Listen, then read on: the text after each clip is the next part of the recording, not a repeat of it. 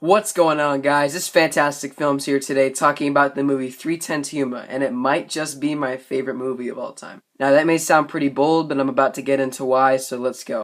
Masterfully directed by James Mangold and starring Christian Bale, Russell Crowe, Ben Foster, Logan Lerman, Peter Fonda, and Gretchen Mol, this is a very well-acted movie and just an all-around great story. Now, most people get turned off by westerns. I personally like westerns a lot, but I can understand how some people might think they're hokey or but they're not that great. I personally love them, and this is a great modern-day western, so for non-western lovers, definitely check this out because this is a very special film. Now, if you have watched my channel, you can check out my channel intro, and basically I kind of go on this 2-minute rant about how much I love this movie, and it got an 89% on Rotten Tomatoes. I'm just not sure.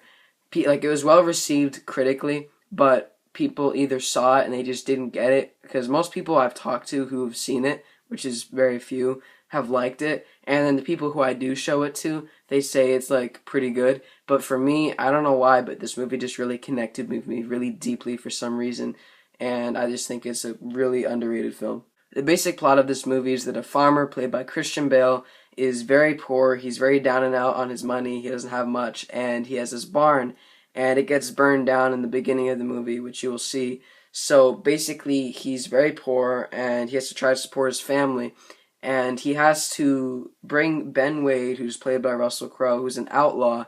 He has to bring him to this train at 3:10 that'll take him to a prison camp in Yuma.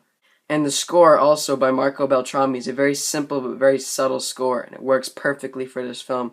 Also, James Mangold directed the movie The Wolverine, which was also music by Marco Beltrami, so these two are kind of like a dynamic duo team. Now, I'm really still not sure why I love this movie so much. It just connected me very deeply, and I just feel like this is a very underrated film that didn't get enough attention at all. There are many great lines in this movie. Lots of really, really good dialogue was put into this movie. Very, very talented script writers. Also, the music is great, and the performances all around the board are amazing. And Logan Lerman, this is where a lot of people could say that the movie falters. I think he works. He's not amazing, but I still think this movie is incredible with or without his kind of mediocre performance. Now, this is a standard Blu-ray, 1080p. This is a very nice movie on Blu-ray to watch. The color is good, the saturation, all that stuff is up to par.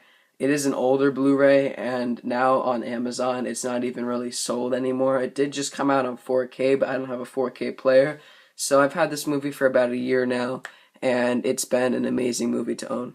So looking at the front, you have Russell Crowe and Christian Bale, Dan Evans and Ben Wade, those are their characters in the movie, and it says 4 stars, the best western since Unforgiven.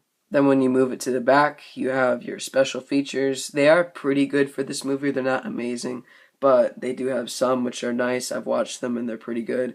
You also have your information about the credits for all the people who were involved in making this film. You have your time approximation, the feature film runtime, the date came out in 2007, and you have the rating.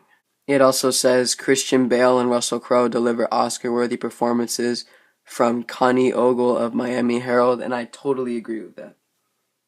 When you open it up, this is what it looks like. You have your standard Blu-ray disc, and when I purchased this movie off of Amazon, which I don't think is for sale anymore, but anyway, when I did, it had a flimsy case, so I switched it out for a better one.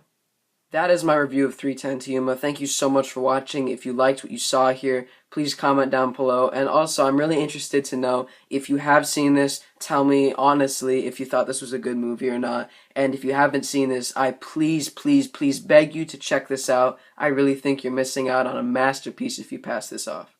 Thanks again for watching. Subscribe, like if you like what you see here, and I'll see you guys soon. Peace.